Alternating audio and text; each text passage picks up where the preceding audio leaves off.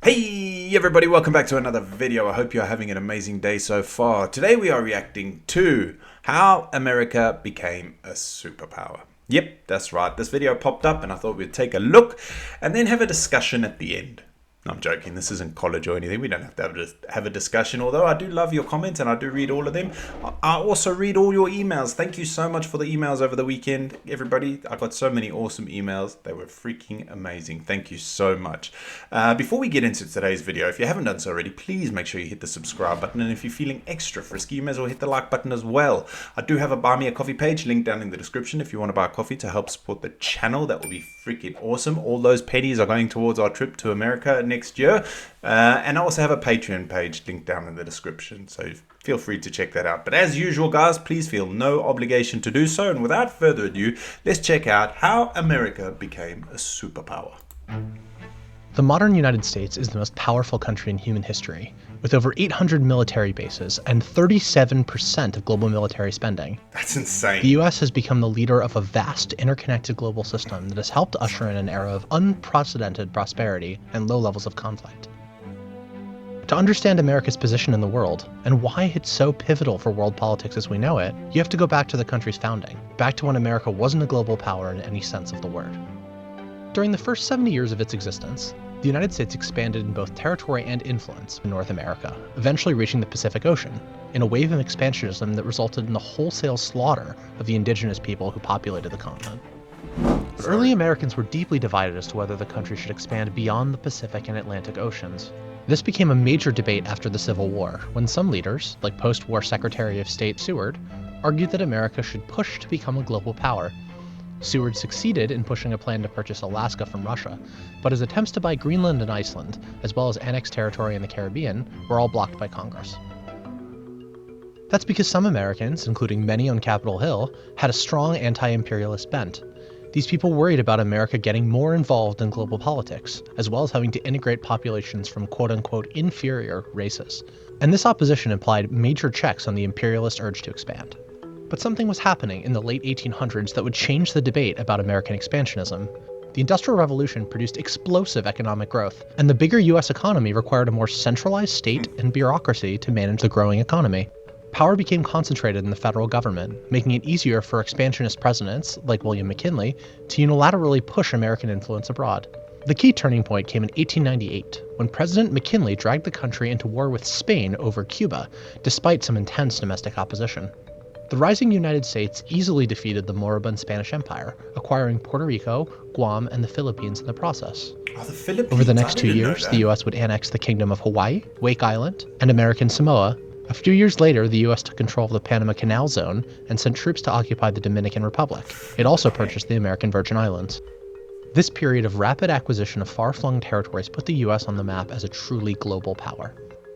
During this time, America also began using its influence to protect its growing commercial and military interests abroad, installing pro-American regimes. Sorry, I went downstairs to make a coffee, and I gave the old Karen, the pregnant cat, a fuss, and she is molting, and I've got cat hair all over me. Sorry, hopefully it's gone now. It was tickling my nose. In places like Nicaragua, and playing a major role in international diplomacy regarding the Western presence in China. World War I showed just how much America's influence had grown. Not only was American intervention a decisive factor in the war's end, but President Wilson attended the Paris Peace Conference, which ended the war, and attempted to set the terms of the peace.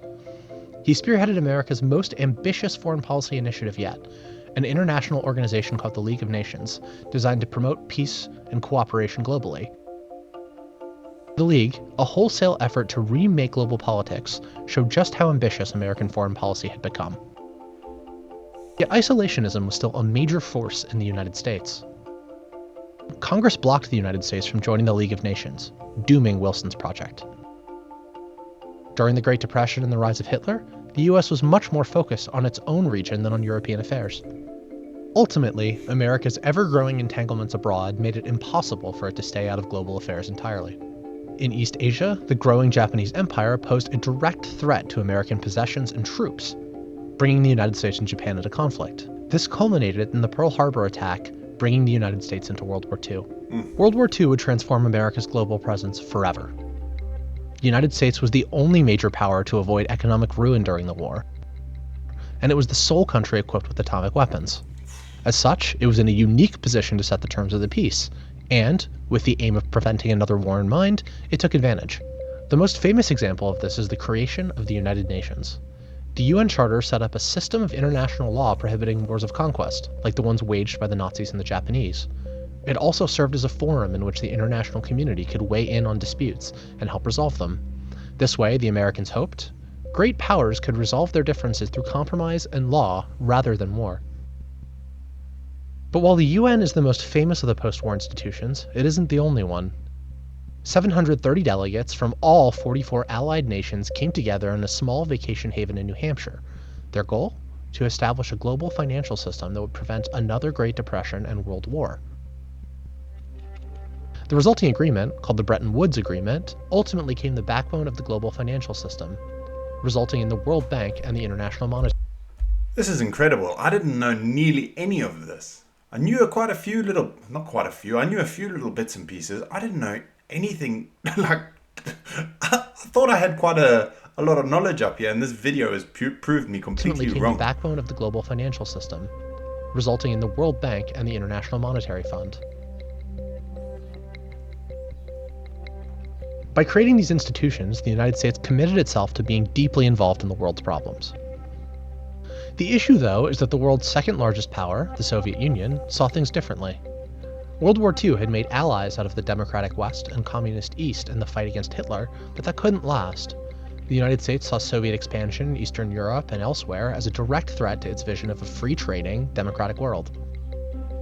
To a substantial degree, in one form or another, socialism has spread the shadow of human regimentation over most of the nations of the earth, and the shadow is encroaching upon our own liberty. Fearful of Soviet intentions towards Western Europe, the US and other European nations created the North Atlantic... Let me go back there. How powerful is just a shadow?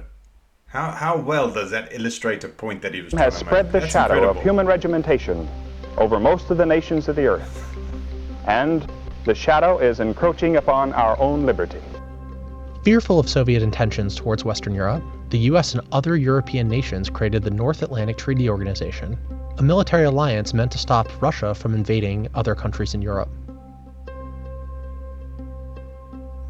Globally, the US committed to a strategy called containment, so called because it was aimed at containing the spread of communism everywhere on the globe.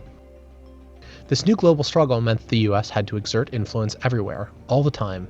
Instead of disbanding the massive military machine created for World War II, the wheels mostly kept turning. This had two main results. First, the US was pulled into unlikely alliances with countries like Saudi Arabia, Israel, and South Korea, seeing each of them as bulwarks against communist influence in their region. Secondly, the US began intervening, often secretly, in dozens of countries to contain Soviet influence. Sometimes this meant propping up sympathetic dictators, like in Iran. Other times, it meant supplying rebels with arms and money, like in Afghanistan in 1979 and Nicaragua in 1985. Over the course of the Cold War, the US intervened in hundreds of disputes around the globe, ending up with a complicated set of alliances, tensions, and relationships in basically every corner of the Earth.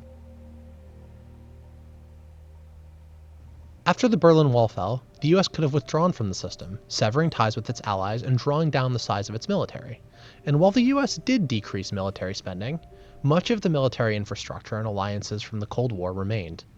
Presidents George H.W. Bush and Bill Clinton decided that it was in both America and the world's interests for the United States, now the sole superpower on Earth, to continue actively managing global affairs. We should be and we must be peacemakers. NATO, created solely as a tool for countering the Soviet Union, stayed together and even expanded, a way of keeping European nations united in the absence of the Soviet threat. Countries like Israel and Japan stayed intact, ostensibly as a means of preventing war in their respective regions. The global system of alliances and institutions created to keep the peace during the Cold War became permanent, as did the American military and political commitments necessary to keep them running. This system remains in operation today, and no leading American politician since the Cold War has seriously called for dismantling it. Except, perhaps, for Donald Trump. Trump has said contradictory things about these commitments, but he's consistently argued that American allies are not paying the US enough for its protection, and questioned the value of free trade. That calls NATO and even the World Trade Organization into question. At some point, we have to say, you know what? We're better off if Japan protects itself against this maniac in North Korea. We're better off, frankly, if South Korea is going to start to protect itself. Saudi Arabia, nuclear weapons? Saudi Arabia, absolutely. This is a sharp divergence from the consensus that has dominated U.S. foreign policy since 1945, and something closer to the isolationism that came before it. So will President Trump act on some of candidate Trump's ideas and reverse decades worth of institution building and alliances? We'll find out soon enough. Interesting video. Made me feel like a complete and utter moron, to be honest with you. I thought I knew quite a lot about history, but American history is something that I'm yet to brush up on to the standard that I'd like to. Because I love history. I read all sorts of weird, wonderful things. I've got a very varied interests. I love all sorts of stuff, and history is one of them, so I think I need to learn a bit more about that, because that video just made me feel like a complete and utter idiot, to be fair. Yeah, it's crazy how quick it all happened. When you think about it in terms of history, like human history and all of that, it's mental how quick the US has become a superpower. It's insane. It's absolutely insane. Who knows what the future holds, though? I don't think anybody is too looking on the future with too much of a bright outlook at the moment. I know I'm a bit wary of, to be honest, about what's going to happen in the future. I hope everything resolves itself, and I hope, things work out for the best. But anyway, thank you so much for watching. I hope you have an amazing rest of your day, and I will see you all in the next video. Peace.